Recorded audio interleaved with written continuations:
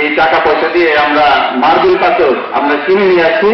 Marble পাথরটা হয়তো ঈদের পর থেকে আমরা ফিটিং করব।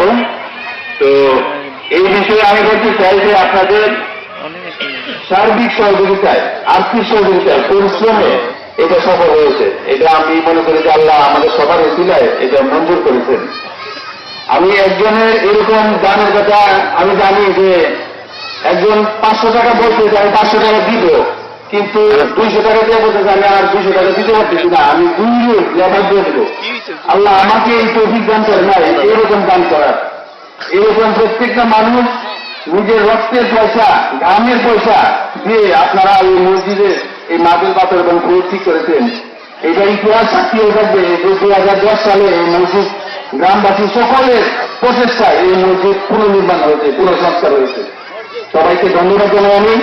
আর একটা বিষয় কথা বলতে চাই, আজকে থেকে 16 বছর আগে 1994 সালে এখানে চতুর্পুর মৌজায় ভূমি জরিপ হয়।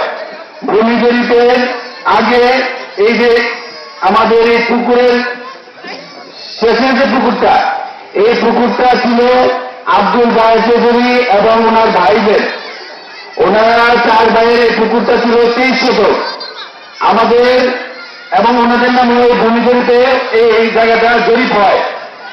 আর আমাদের মসজিদের বৈশাখরা মিলে